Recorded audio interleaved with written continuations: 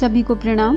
महाकाल और युग प्रत्यावर्तन प्रक्रिया डे 58।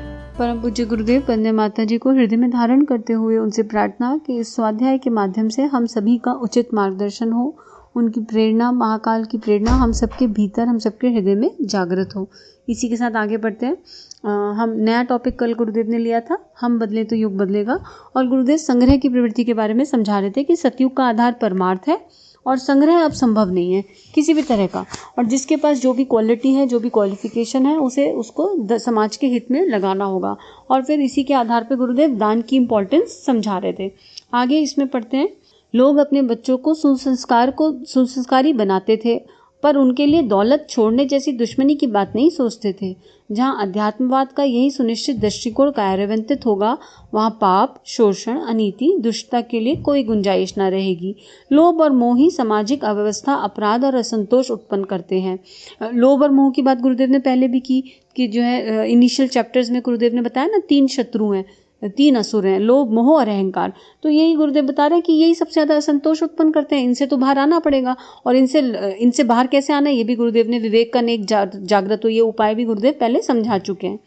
इन दोनों को जहां नियंत्रण में ले लिया तो सुख, शांति की स्वर्गीय परिस्थितियां उत्पन्न होने में, विश्व शांति की समस्या के हल होने में कोई कठिनाई शेष नहीं रह जाएगी। तो अगर हर इंडिविजुअल अपने भीतर के इन 3 असुरों से लड़ ले, उपासना, साधना, आराधना के माध्यम से, तो फिर विश्व शांति निश्चित है, फिर सतयुग आना निश्चित है। युग परिवर्तन मूलतः मनुष्य का भावनात्मक परिवर्तन ही है। यही बात गुरुदेव भावनात्मक ट्रांसफॉर्मेशन की फिर से समझा रहे हैं।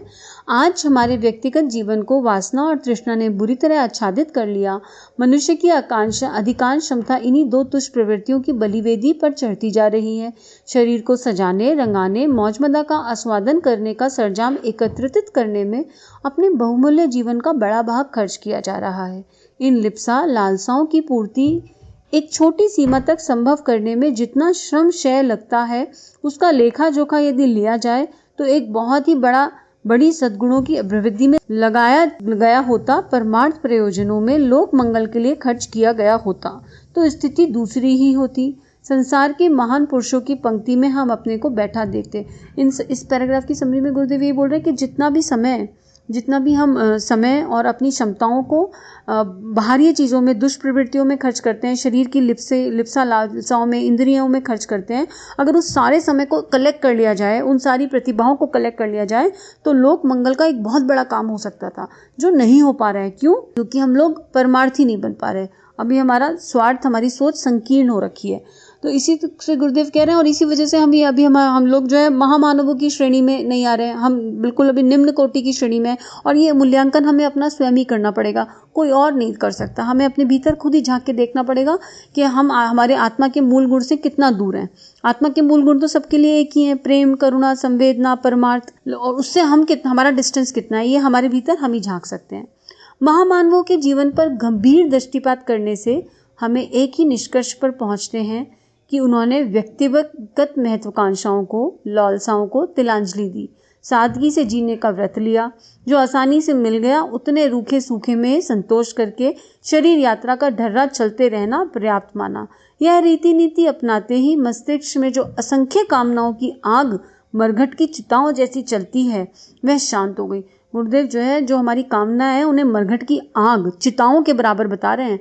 और गुरुदेव बोल रहे हैं महामानव, अभी गांधी जी को ही देख लीजिए, अभी लेटेस्ट है, और कितने सारे नाम हमारे आगे हैं जो आज भी बहुत अच्छा कर रहे हैं। अगर हम उनका जीवन देखें, चाहे वो आप किसी भी फील्ड में देखो, तो कितना सिंपल है। सुधा मूर्ति जी याद आ रही है इस समय, कितना सिंपल लाइफ है उनका, इतने बड़े पोस्ट पे होने के बाद भी। तो जो भी कुछ बहुत अच्छा कर रहे हैं समाज के लिए, उनकी खुद की इंडिविजुअल लाइफ बहुत सादगी वाली है, मतलब सादा जीवन, उच्च विचार, वो वाला उनका भाव है। तो गुरुदेव बोल रहे हैं कि यही रीति नीति अपनानी पड़ेगी। और जो कामनाएं हैं उनको तो गुरुदेव मरघट की चिता, मतलब शमशान घाट से कंपेयर कर रहे हैं। हमारे अंदर जो कामनाएं उठती हैं, और जब ये रीति नीति संतोष की आ जाएगी, तो ये कामनाएं ऑटोमेटिक शांत हो जाएंगी, और इसी को गुरुदेव स्वर्गीय जीवन का चिन्ह बता रहे हैं। तो उस पैराग्राफ में गुरुदेव यही बता रहे हैं कि अगर योगी बनना है, ज्ञानी बनना है, यति बनना है, तो फिर ये कामनाएं अंदर नहीं होनी चाहिए। तो अपना इंट्रोस्पेक्शन करने के लिए अपने भीतर झांक के देखना पड़ेगा कि हमारे भीतर किस तरह की कामनाएं, किस तरह की इच्छाएं उठ रही हैं। और अगर कोई कामना, इच्छा भौतिक है, संकीर्ण सोच की है, तो हमें पता चल जाना चाहिए कि अभी ट्रांसफॉर्मेशन भावनात्मक हुआ नहीं है, वो होगा। और यही अध्यात्म का तत्व दर्शन है। इस पैराग्राफ में गुरुदेव ने यही बताया कि अगर आपने कोई ग्रंथ नहीं भी पढ़ा, गुरुदेव लिख रहे हैं इस लाइन में, शरीर के जैसे तैसे साधन जुट जाने पर जिसे तृप्ति हो गई, समझना चाहिए उसने अध्यात्मवाद का सारा तत्व ज्ञान सार रूप में हृदयगम कर लिया, भले ही उसने बड़े बड़े ग्रंथ ना पढ़े हो।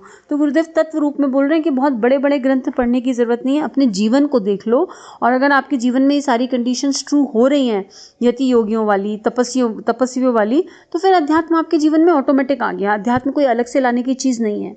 कुएं में पानी के छोटे छोटे स्रोत इधर उधर से आकर गिरते हैं और उन्हीं नगण्य सी इकाइयों से अनुदान में बना यशस्वी कुआं असंख्य मनुष्य, प्राणियों, वनस्पतियों की प्यास चिरकाल तक बुझाते रहने में समर्थ होता है।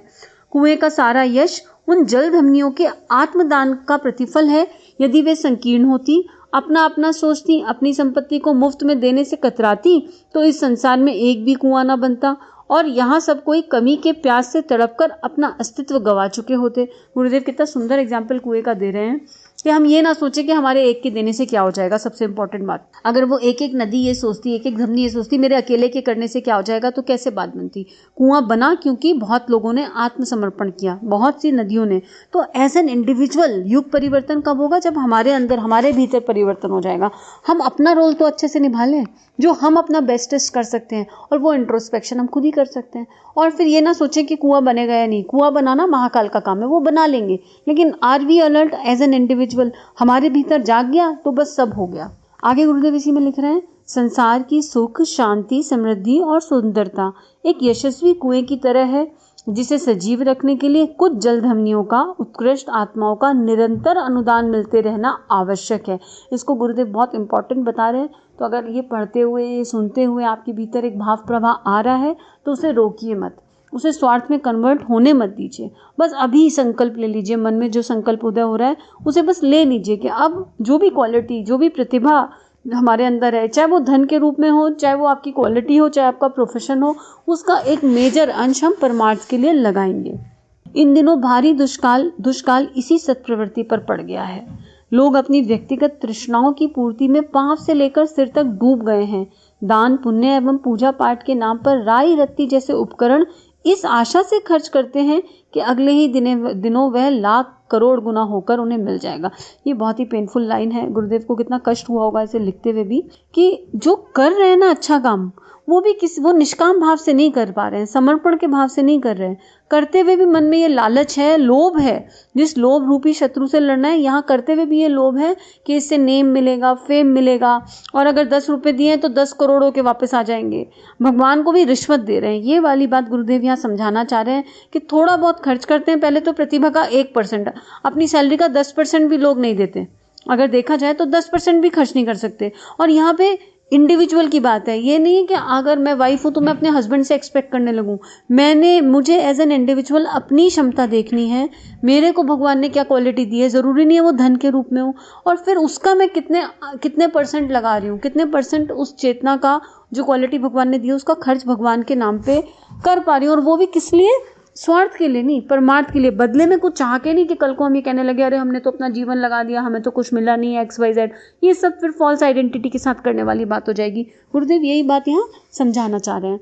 आगे गुरुदेव इसमें लिखते हैं, अविवेकी नर पशु इस स्तर के हों तो बात कुछ समझ आती है, पर भक्ति, ज्ञान, अध्यात्म, वेदांत, ब्रह्म ज्ञान, तत्व दर्शन जैसे विषयों पर भारी माथापच्ची कर सकने में समर्थ लोग भी जब इस कसौटी पर कसे जाते हैं कि उनका अनुदान समाज के लिए क्या है, तो उत्तर निराशाजनक ही मिलता है। ऐसा ब्रह्म ज्ञान भला किस काम का, इससे किसी का हित साधन ना हो, जिसने मनुष्य के हृदय में इतनी करुणा एवं श्रद्धा उत्पन्न ना की हो कि विश्व मानव को उनके अनुदान की महती आवश्यकता है और वह उसे दान देना ही चाहिए।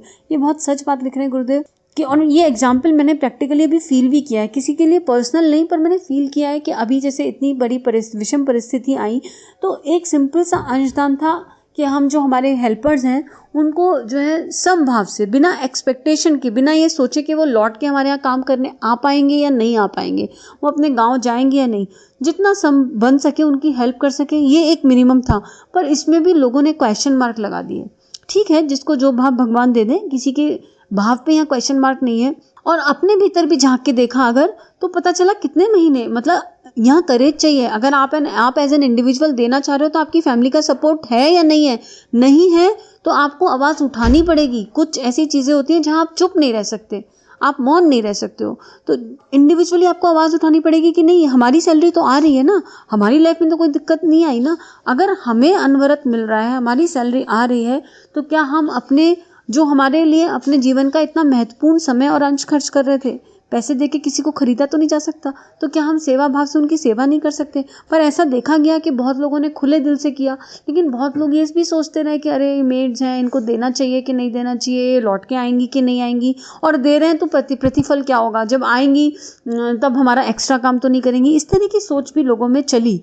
तो यहाँ हमें अपने अंदर, अपने भीतर झांक के देखने की ज़रूरत है कि हम कहाँ खड़े हैं। तो यही बात गुरुदेव बोल रहे हैं कि अगर आपने ज्ञान पढ़ लिया, सुन लिया, आपने 100 किताबें पढ़ ली, तो उनका कोई फ़ायदा नहीं है अगर उनको पढ़ के उनका सूत्र जीवन में इम्प्लीमेंट नहीं हुआ। इम्प्लीमेंटेशन की बात बहुत इंपॉर्टेंट गुरुदेव यहाँ समझा रहे हैं कि अगर हृदय में करुणा और श्रद्धा आधार है, अगर वही खत्म हो गई संवेदना, तो ज्ञानी बन जाओ, उसका कोई लाभ नहीं। अगर मन में भाव संवेदना नहीं है, करुणा नहीं है, यही बात गुरुदेव यहाँ हमें समझा रहे हैं। आगे गुरुदेव लिख रहे हैं, लोक मंगल की सर्व कल्याणकारी सत्प्रवृत्तियों से ही किसी व्यक्ति, देश, समाज, धर्म की तथा संस्कृति की उत्कृष्टता नापी जा सकती है। खरे खोटे की पहचान इसी आधार पर होती है। हमारे देश में लोगों ने यश और वर्चस्व लूटने के लिए लोक मंगल के तमाशे जहां तहां खड़े कर रखे हैं। यही बात गुरुदेव फिर बोल रहे हैं, नेम एंड फेम के लिए हजारों लाखों रुपए लगा देंगे। कहीं किसी मंदिर में नाम देना है ना, तो उसमें जो है कुछ बना, अगर पंखा बना लिखा है ना, तो उस पंखे पे भी नाम छपा होता है कि ये फलाने की तरफ से ये पंखा आया, फलाने की तरफ से ये रूम बना, फलाने की तरफ से वो हुआ। नेम एंड फेम, और कौन सा नेम, जो नेम किसी को याद नहीं रहेगा। हमें अगर एज एन इंडिविजुअल अपनी फैमिली देख लें, हमें अपने कितने एंसेस्टर्स का नाम है याद है, अपने दादा के बाद अगर कोई पूछ ले उनके दादा का नाम, फिर उनके दादा का नाम, कुछ भी याद नहीं है। लेकिन उस नेम फेम के पीछे, झूठे यश और प्रतिष्ठा के पीछे हम पैसे खर्च करने को तैयार हैं, लेकिन भीतर क्या है, भीतर का भाव कैसा है, वो नहीं हम देख पा रहे हैं, वो उसको हम समझ नहीं पा रहे हैं, जिसको समझना बहुत इंपॉर्टेंट है। तो इंटेंशन मैटर। अगेन गुरुदेव ये बोल रहे हैं कि अगर आप दान कर भी रहे हैं, लेकिन अगर आपका इंटेंशन परमार्थी नहीं है, उसमें इंटेंशन स्वार्थी है कि बदले में कुछ मिल जाएगा, भगवान को फूल माला चढ़ा देंगे तो, भगवान को रिश्वत दे देंगे तो, या नेम एंड फेम हो जाएगा, तो फिर उस दान का कोई लाभ नहीं, उस परमार्थ का कोई लाभ नहीं। तो निष्काम भाव इनडायरेक्टली गुरुदेव यहाँ समझाना चाह रहे हैं कि हम करें और एक्सपेक्ट ना करें, प्रेम के भाव से। मूल में एक ही भाव होना चाहिए, प्रेम प्रेम प्रेम, विशुद्ध प्रेम। ये गुरुदेव ने जीवन का मंत्र दिया सभी के लिए। तो आज के लिए इतना ही। गुरुदेव से प्रार्थना, माँ से प्रार्थना कि हम सभी के भीतर वो विशुद्ध प्रेम के भाव, विशुद्ध प्रेम की लहर उनके आशीर्वाद से उत्पन्न हो। इसी भाव के साथ शांति का पाठ। ओम शांति शांति शांति, सर्वारिष्ट सुशांतिर्भवतु। हमारे YouTube चैनल को सब्सक्राइब करें और बेल आइकन को दबाकर ऑल पर क्लिक करें ताकि नोटिफिकेशंस आपको मिलती रहें।